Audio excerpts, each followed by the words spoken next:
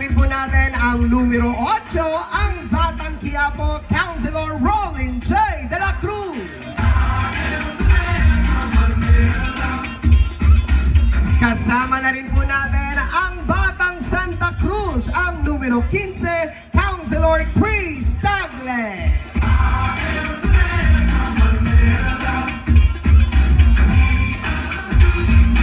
Kasama na rin po natin ang isang napakahusay at napakatalinong konsehala, ang numero 17, Konsehala Mocha Uzo.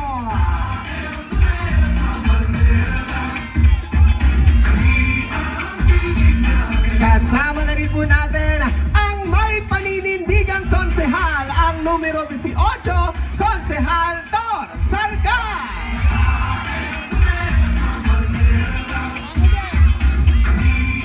Sa mga pagkakataon po ito, kasama na rin po natin ang ating consistent number 1 councilor at ngayon magiging congressman, ang numero 3, Congresswoman Apple Nieto.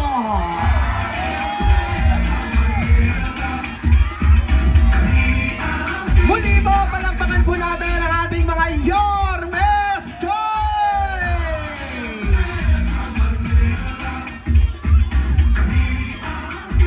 At ngayon po'y atin ang nasilayan ang ating mga Yormes Choice. Tayo naman po ay dadako sa pagbibigay naman po ng kanila pong mga pangarap, plano at adhikain dito po sa minamahal na 3 distrito ng Isang mapagpalang gabi po sa inyo lahat. Kamusta po kayo? Unang-una po, salamat po sa Diyos at binigyan niya tayo ng magandang panahon. Medyo mainit lang po. Sa mga kapatid po natin Muslim, Assalamualaikum. At sa mga kapatid ko sa Natao Gamapi, kamusta kayo? At ayun, mga tol. At sa mga temple, kamusta kayo dyan? Ayun, dami oh. Maraming salamat po sa oras po ninyo at binigyan nyo kami ng panahon. Yan. Magpapakilala na po ako ng konti doon po sa mga hindi nakakakilala sa akin, lalo na po yung mga kabataan. Ako nga po pala si Bong Alvarez, ang Mr. Excitement ng PBA. Pinanganak po at lumaki dito po sa Mendoza.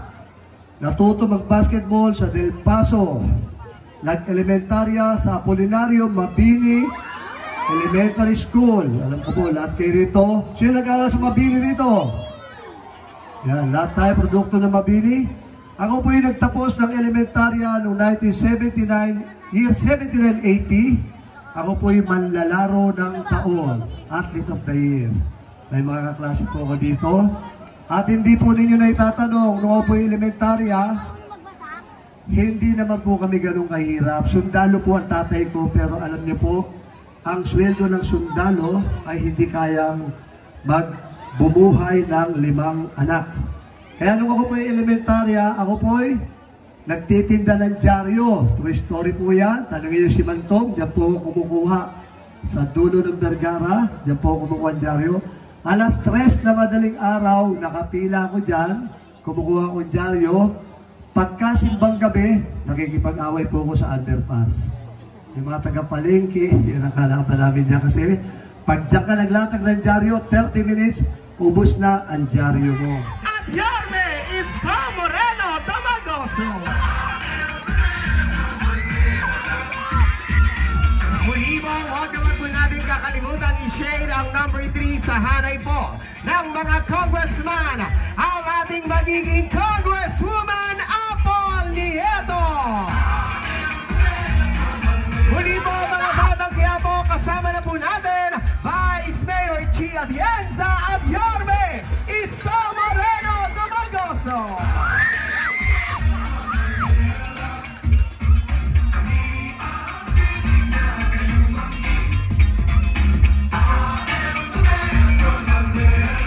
Muli po mga Batang Quiapo, paninig nga po ng isang malakas na palakpakan na may kasalang hiyawan!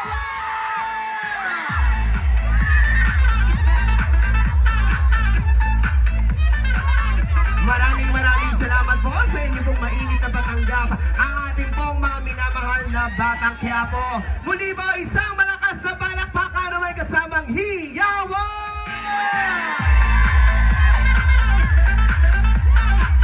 At sa mga pagkakataon po ito, ang susunod naman po nating tagapagsalita ay may pusong misyonaryo. Tunay na may pagmamahal sa kapwa, kaya naman pinarangalan bilang People of the Year. Isang mapag-arugang ina na siyang magiging liwanag ng Maynila. Ang magiging katuwang ni Yorme sa ating minamahal na lungsod. Palakpakan po natin ang ating magiging Vice Alcalde, Vice Mayor G. Atienza!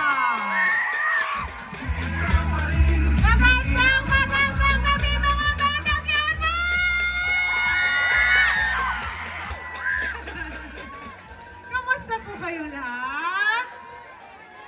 Masaya kami makasama kayo. Para po sa ating mga kababayan na Muslim na nandito, Assalamualaikum po sa inyo. Kayo po ay aking mga kapatid, pamilya. Alam niyo, naniniwala ako sa tadhana. Naniniwala ako na pag ibigay natin ang buhay natin sa Panginoon, siya ang huhubog sa ating paglalakbay para handa tayo sa misyon natin sa buhay. Ako po si Chi Atienza, ang bunsong anak ng dating buting Mayor Lito Atienza, direktora ng kababaihan ng Maynila, at alam ko ngayong gabi nakatadhana na tumayo dito sa inyong harapan bilang Vice Alcalde ni Yorme Isko Moreno Damagoso.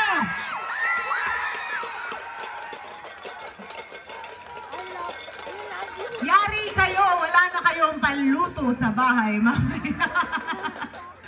Pero sa totoo lang, nung bata pa ako, ang pangarap ko sa aking buhay ay maging isang misyonaryo.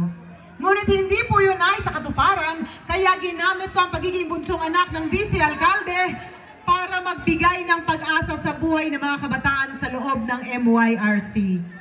Nung ang aking ama ay alkalde ng Maynila, ako po ay naging aktibo sa iba't ibang church organizations. Buwan-buwan pumupunta po ako sa Bilibid Prison para magpa-feeding at medical mission doon. At nung ang aking ama ay congressman ng Buhay Party List, libo-libong food packs ang ibinahagi po dito sa Maynila, kasama na rin po ang Distrito 3. Kahit kailan, hindi niyo po akong nakita. Milyong-milyong halaga ng mga bitamina, maintenance, ipinamahagi po sa inyo. Ngunit kahit kailan, hindi pa rin po ako nagpakita ng mukha. Dahil naging mas importante po para sa akin na alam ko, masaya ang Panginoon sa ginawa ko sa aking buhay habang narito ako sa mundong ibabaw. Ngunit nagbago po ang perspektibo ko nung ako po ay naging isang broadcast journalist sa television for 7 years. Kagaya ng aking kapatid na si Kuya Kim. Kilala niyo po yun? Tayo-tayo lang naman, hindi ko kayo isusumbong. Sino ang mas pogi? Si Kuya Kim o si Ali? Parang isa lang ang nagsabing Kuya Kim. Sabi niya, nung nagbigay daw ang Panginoon ng kagwapuhan, lahat binigay kay Ali. Nung nagbigay ng katalinuhan, binigay kay Kuya Kim. So ang ibig sabihin ba nun? Pangit si Kuya Kim. Huwag niyo akong isusumbong. Pero kagaya ng aking kapatid na si Kuya Kim, ako rin ay nasa telebisyon bilang isang broadcast journalist. At doon ko po nakita sa mga nakilala ko, lalo't lalo na mga sektor ng lipunan na umiiyak dahil hindi sila napakikinggan ng gobyerno, kahit ano pala ang isigaw ng taong bayan kung ang gobyerno hindi marunong makinig sa tao. Ika nga ni Yorme! Nga pa rin pala tayong lahat. Kaya nung ako po ay nakakilala ng isang lola na ang pangalan niya ay si Nanay Emelita, siya po ang nagpabago ng perspektibo ko pagdating sa pagpasok sa mundo ng politika. Si Nanay Emelita ay taga-Distrito 3 din.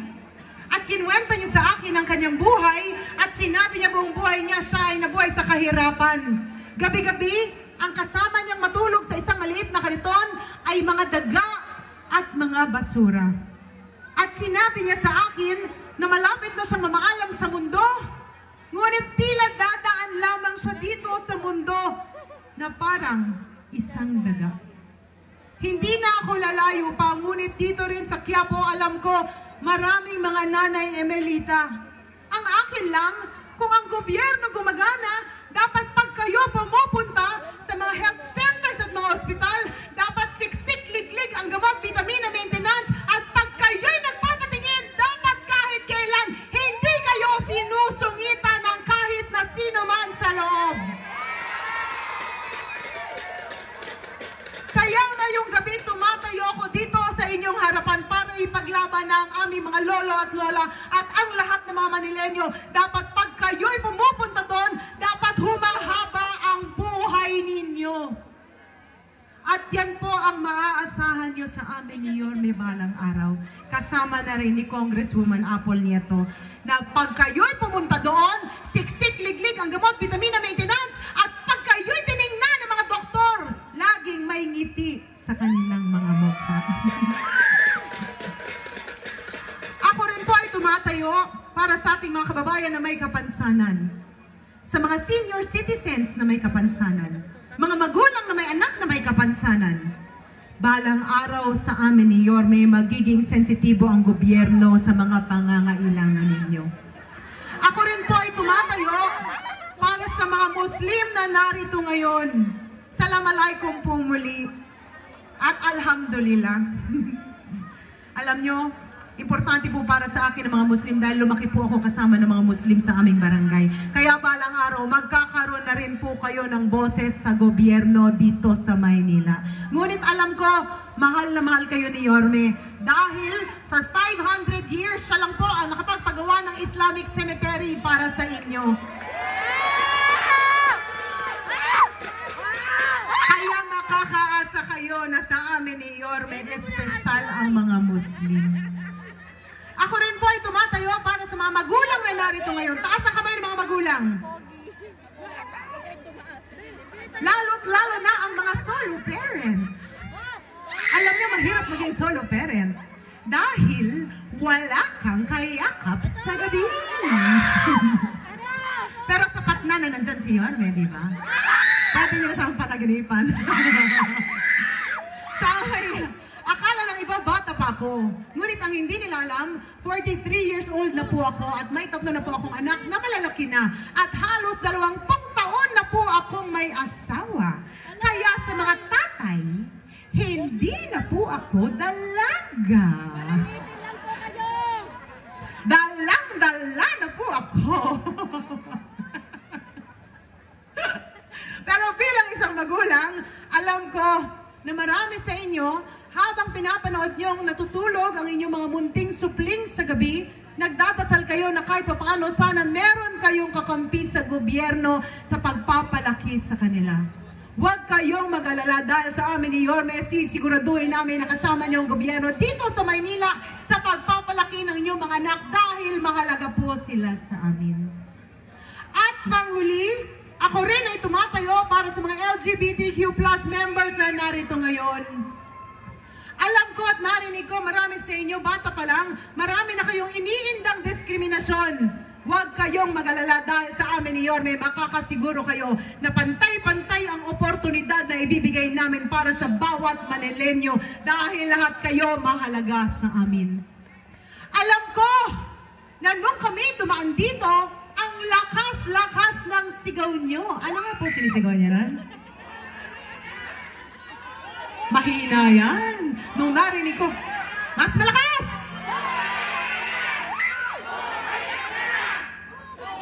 Alam niyo, may bago ng sigaw. Babalik na siya! Pero alam ko bakit niyo sinisigaw na bumalik na si Yorme. Para sa aming mga lolo at lola, alam ko, miss niyo na ang gatas na Ensure. At alam ko rin, miss niyo na ang mga malalaking cake na kumakatok sa inyong bahay tuwing kaarawan ninyo. Ngunit nalaman namin ang malaking cake naging cupcake. Minsan daw sunog kaya nagiging biskotso. Pero sabi nila lahat daw ngayon, huwag kayong mag-alala dahil babalik ang lahat ng yan balang araw.